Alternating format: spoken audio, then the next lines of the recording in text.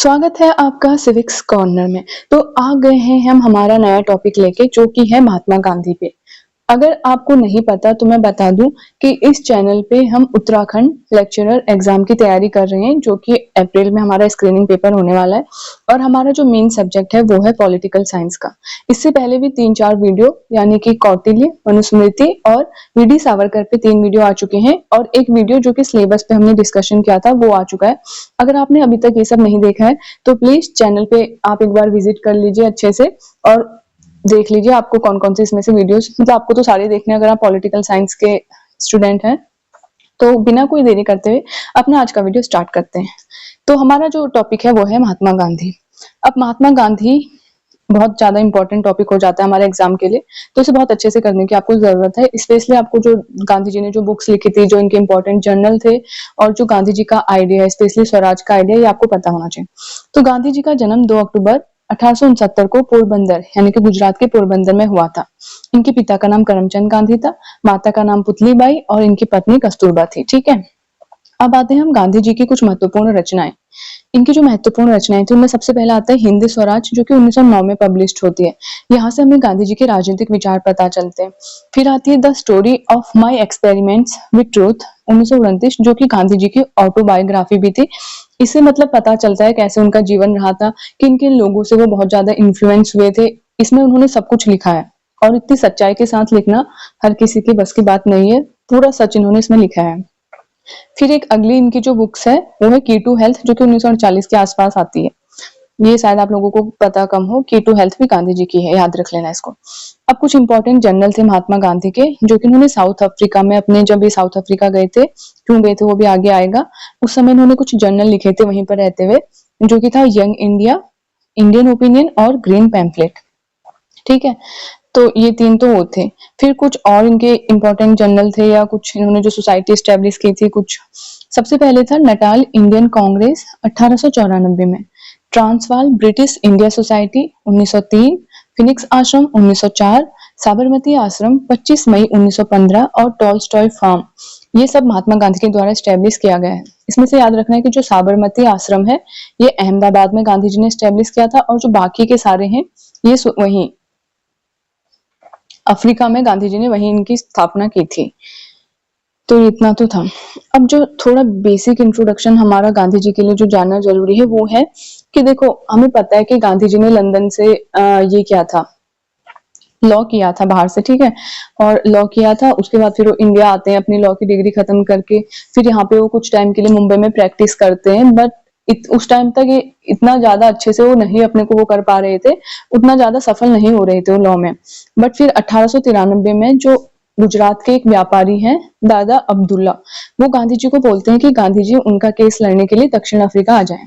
ठीक है, तो गांधी जी को बुला लेते हैं दक्षिण अफ्रीका। अब होता है कि 1893 में गांधी जी दक्षिण अफ्रीका के लिए रवाना हो जाते हैं। ये हमें पता रखना, ये हमें याद रखना, ये पूछा जा सकता है कि कब गए थे, क्यों गए थे, किसके लिए गए थे। और एक जो उसके बाद इंपॉर्टेंट है कि कब आए थे गांधी जी और उस दिन को हम कैसे सेलिब्रेट करते हैं। ठीक है, अब देखो गांधी जी दक्षिण अफ्रीका जाते हैं, वहां हमें पता है कि ये जब ट्रेन में बैठे होते हैं तो इनके साथ मतलब बहुत अच्छा सुलूक नहीं किया जाता है कुछ ऑफिसर्स के द्वारा, क्योंकि ये ब्राउन रंग के थे, मतलब ये एशियन थे और जो वो ट्रेन का डिब्बा था वो व्हाइट लोगों के लिए था। तो गांधी जी को एक स्टेशन पे ही उतार दिया जाता है और इससे गांधी जी को बहुत इंसल्ट फील होता है। फिर धीरे धीरे गांधी जी देखते हैं कि आगे जाके और जब अपने टाइम के दौरान वहां रुकते हैं कि बहुत ज्यादा जो भारत के लोग हैं उनकी जो स्थिति बहुत ज्यादा खराब है अफ्रीका में, क्योंकि एक तो वो ब्राउन लोग हैं और एशियन हैं, भारत के हैं, जो कि जो गोरे हैं यानी कि जो ब्रिटिशर्स वहां पे थे वो बहुत अच्छा सुलूक नहीं कर रहे थे इधर भारतीयों के साथ। इनके लिए हर चीज अलग से डिवाइड करी थी कि अगर ये जाएंगे तो ये इस सड़क पे चलेंगे, ये सड़क गोरों के लिए है, ये सड़क हमारे लिए है। और भी बहुत ज्यादा रोजगार में इनको उतनी अपॉर्चुनिटीज नहीं थी, मतलब बड़े बड़े पद नहीं थे हमारे लिए। तो ये सब था, तो गांधी जी ने देखा कि हाँ ये तो बहुत मतलब अपमान और कष्ट का जीवन वहां पे साउथ अफ्रीका में जो भारत के लोग हैं वो व्यतीत कर रहे थे। तो यहाँ से फिर गांधी जी शुरू करते हैं सत्याग्रह। तो सबसे पहले गांधी जी सत्याग्रह यहीं से शुरू करते हैं। तो ये बहुत ज्यादा उनकी हेल्प करते हैं, हड़ताल पे बैठते हैं बहुत लंबे लंबे टाइम तक। सत्य के सत्य पे इनका बहुत ज्यादा वो था। ये हम सत्य और अहिंसा जब पढ़ेंगे तब हम देखेंगे किसी भी तरीके की अहिंसा नहीं करते हैं, बल्कि चुपचाप अपनी हड़ताल में बैठते हैं। और हाँ, तो यहीं से इनका सत्याग्रह शुरू होता है। फिर ये सब होता है।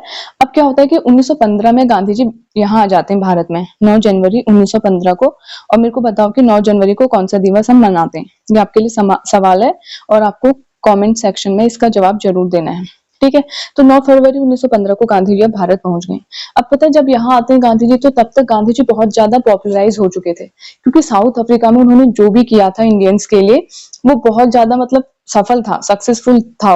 उनको उन्होंने उनके कुछ अधिकार दिलाए, बहुत मतलब काम किया सत्याग्रह के थ्रू, और बहुत ज्यादा इन्फ्लुएंस हो गए थे यहाँ लोग काफी गांधी जी से, कि गांधी जी एक हाँ वहां बहुत उन्होंने मुकाम हासिल कर लिया है। अब वो भारत आए थे, तो तब तक गांधी जी बहुत ज्यादा भारत में फेमस हो चुके थे। ठीक है, तो ये था पूरी उनकी साउथ अफ्रीका की जर्नी। अच्छा, एक बात, एक ब्रेक ले रही हूँ बीच में।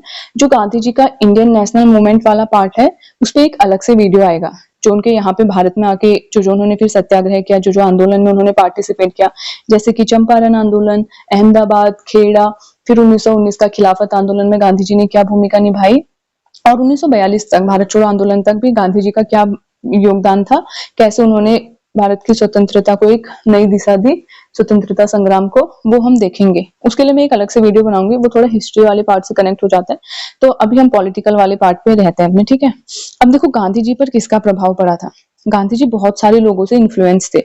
आपने सुना होगा कि गीता, भागवत गीता से कितने ज्यादा इन्फ्लुएंस थे, अपनी माता से इन्फ्लुएंस थे, और अपनी पत्नी से भी बहुत ज्यादा इन्फ्लुएंस थे गांधी जी।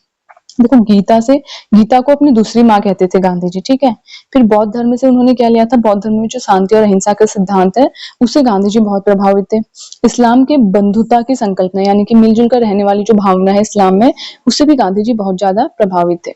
उसके बाद लियो टॉल्स्टॉय एक राइटर है, बहुत हाँ बहुत जाने माने राइटर थे।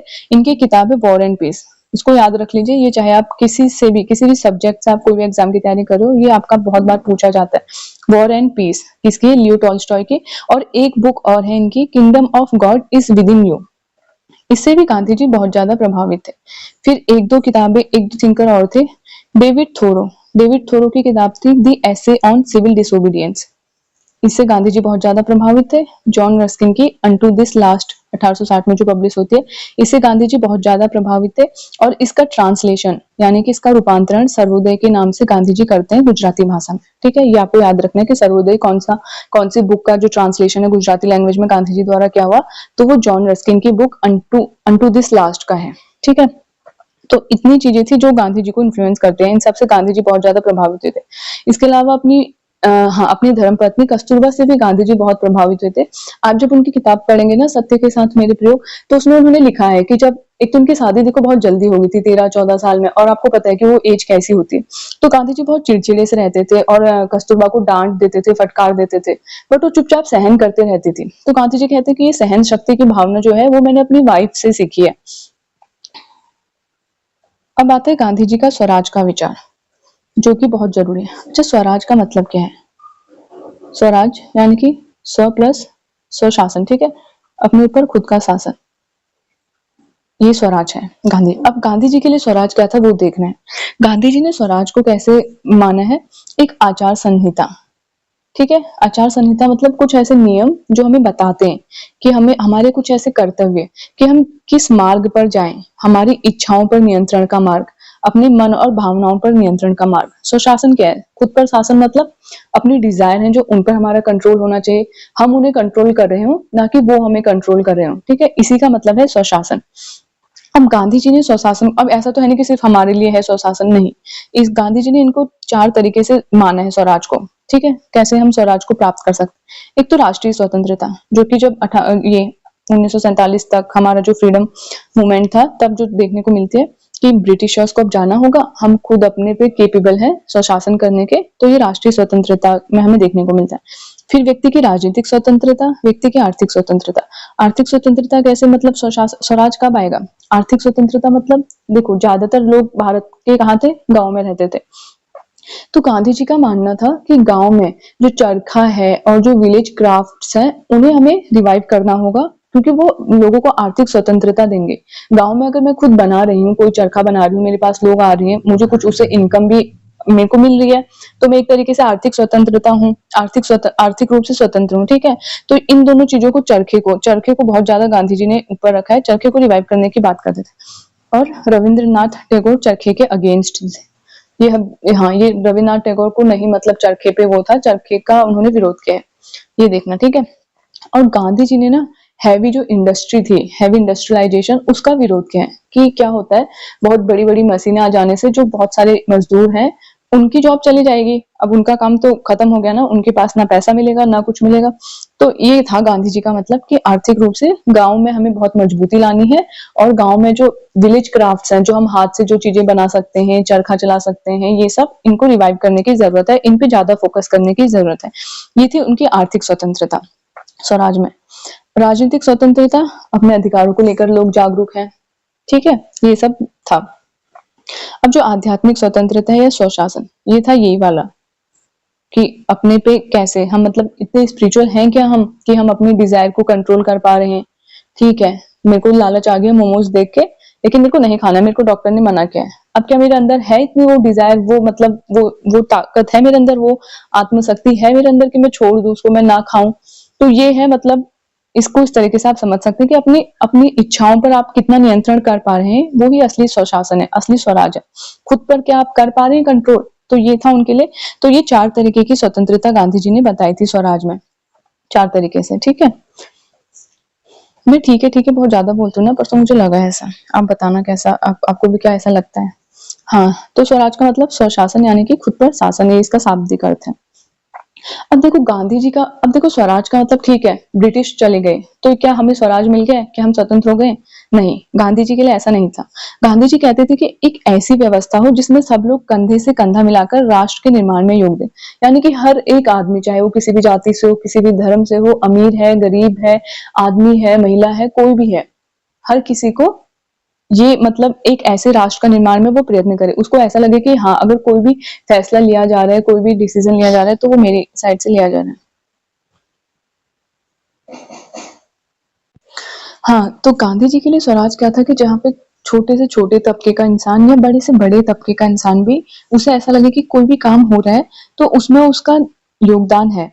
जैसे गांधी जी कहते हैं, मैं ऐसे भारत के निर्माण का प्रयत्न करूंगा जिसमें निर्धन से निर्धन मनुष्य भी यह अनुभव करेगा कि यह मेरा अपना देश है और इसके निर्माण में मेरा पूरा हाथ है।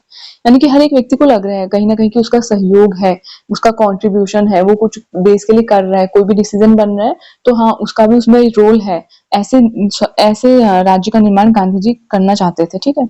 अब लोकतंत्र और स्वराज में गांधी जी कैसे देखते हैं, देखो, लोकतंत्र के उनके दृष्टिकोण का उदाहरण स्वराज है। स्वराज का उदाहरण मतलब लोकतंत्र, सच्चा लोकतंत्र उनके लिए है कि जहां स्वराज हो, जहां लोगों का खुद का शासन हो, अपने ऊपर शासन हो, अपने लोगों पर शासन हो, ये उनके लिए था, वही एक सच्चा लोकतंत्र मानते हैं।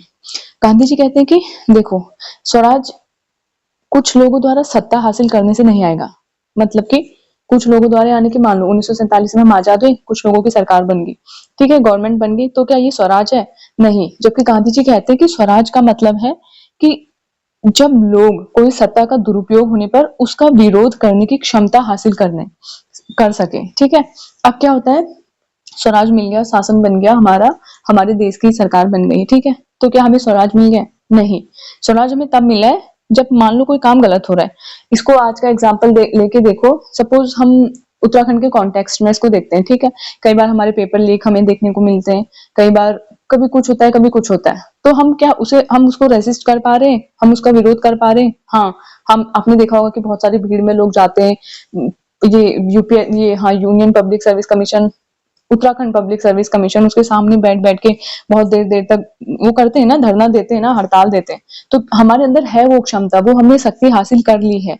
तो ये गांधी जी के लिए स्वराज है कि अगर कोई सत्ता आ गई है, लेकिन अगर कहीं पर वो दुरुपयोग हो रहा है उसका, कोई सही से वो फैसले नहीं ले रही है, कोई गलत फैसला ले रहा है, अगर हम उसका विरोध कर पा रहे हैं, अगर हम वहां पे उसका विरोध कर पा रहे हैं सत्याग्रह के माध्यम से, अहिंसा के माध्यम से, तो इसका मतलब हमने स्वराज हासिल कर लिया है। ये गांधी जी के लिए स्वराज था।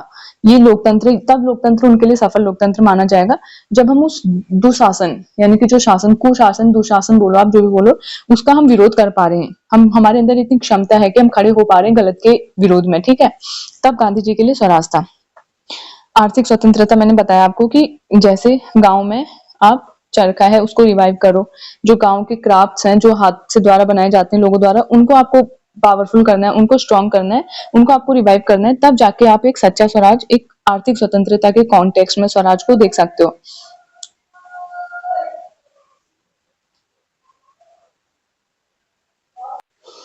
हाँ, तो गांधी जी के लिए देखो, आर्थिक स्वराज क्या है? सामाजिक न्याय। सामाजिक न्याय क्या है? जहाँ पे समाज के सबसे कमजोर वर्ग को भी, उसकी भी भलाई हो, उसके भी जो बेसिक नेसेसिटी है वो पूरी हो। समाज का जो सबसे कमजोर वर्ग है, जब उसके घर में भी 2 टाइम की रोटी आ रही है, उसके पास पहनने को कपड़ा है, रहने के लिए उसके पास छत है, तो वो आर्थिक स्वराज है, ठीक है? आप मतलब आर्थिक स्वराज को उन्होंने सामाजिक न्याय के साथ इक्वेट किया गांधी जी ने, कि आर्थिक स्वराज कब मिलेगा? जब हर एक तबके को, समाज के कमजोर से कमजोर तबका भी अपनी जो मूलभूत आवश्यकताएं हैं, उनको पूरी कर पा रहा है, एक इनकम, बेसिक इनकम उसके पास है। तो वो उनके लिए, गांधी जी के लिए आर्थिक स्वराज था।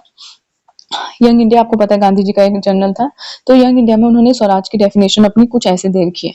आप देखो, ये सब याद कर लेना, स्वराज, इनकी जो डेफिनेशन होती है। स्वशासन का अर्थ है सरकारी नियंत्रण से स्वतंत्र रहने का निरंतर प्रयास, चाहे वह विदेशी सरकार हो या राष्ट्रीय। स्वराज सरकार एक दुखद बात होगी यदि लोग जीवन के हर विवरणीय के नियमन के लिए इसका अनुसरण करें। तो गांधी जी क्या कहते हैं कि देखो, स्वशासन का क्या मतलब है? सरकारी नियंत्रण से स्वतंत्र रहने का प्रयास। अब देखो, स्वराज, मैंने आपको बताया कि क्या होता है स्वशासन, कि आप किसी भी तरीके से सरकारी नियंत्रण से, मतलब ऐसा नहीं है कि आपके जीवन के हर पहलू पे, आपके जो भी आप कर रहे हैं हर चीज पे आपका सरकार का नियंत्रण हो। फिर ऐसा नहीं है कि चाहे वो हमारे देश की सरकार हो, ऐसा नहीं है। हमें स्वतंत्रता मिल गई विदेशी सरकार से, तो हमें छुटकारा चाहिए ही किसी भी हालत में। लेकिन अब ऐसा नहीं है कि राष्ट्रीय सरकार आ रही है, वो अपनी मनमानी कर रही है, नहीं। आपके पास हर तरीके की स्वतंत्रता होनी चाहिए, तब वो एक सच्चा स्वराज होगा गांधी जी के अकॉर्डिंग, ठीक है? तो ये था गांधी जी का स्वराज का विचार। आई होप कि आपको समझ आया हो। हाँ, इतना ही है। आई होप कि आपको समझ आया हो। अगर आपको वीडियो पसंद आया हो, तो आप प्लीज वीडियो को लाइक कीजिए, चैनल को सब्सक्राइब जरूर कर लीजिए, और आपके कोई भी जो पॉलिटिकल साइंस से इस सब्जेक्ट की तैयारी कर रहा है, तो उसे आप ये भेज सकते हैं। वीडियो देखने के लिए आपका बहुत बहुत थैंक यू। अब मेरी ना ड्राइंग भी बहुत खराब है, ये स्माइली है, ठीक है? आई होप कि स्माइली जैसा लग रहा हो। तो आई होप कि आपको वीडियो पसंद आया हो, और अगर वीडियो पसंद आया है तो आप जरूर इस वीडियो को लाइक कीजिए, सब्सक्राइब कीजिए चैनल को। हाँ, तो इतना ही, ये था गांधी जी का, हमारा स्वराज का विचार। अगली वीडियो में हम गांधी जी की सत्य और अहिंसा की एक क्लास सत्य और अहिंसा की लेंगे, एक हम उनका वो सत्याग्रह का लेंगे। फिर गांधी जी के कुछ ये जो धर्म और राजनीति को गांधी जी कैसे लेते हैं, एक क्लास उस पर भी कर लेंगे। मतलब एक क्लास हम फिर लास्ट उसको कर लेंगे कि उसमें धर्म और वो राजनीति का एक छोटा सा टॉपिक है, और साथ में जो उनका इंडियन नेशनल मूवमेंट में गांधी जी की जो भूमिका थी वो हो जाएगी। और साथ साथ में गांधी जी के ऊपर जो बहुत सारी किताबें हैं, जो कुछ इंपॉर्टेंट बुक्स हैं जो आपके एग्जाम में आ सकती हैं, उसको हम ले लेंगे। आई होप कि आपको वीडियो पसंद आया हो। आप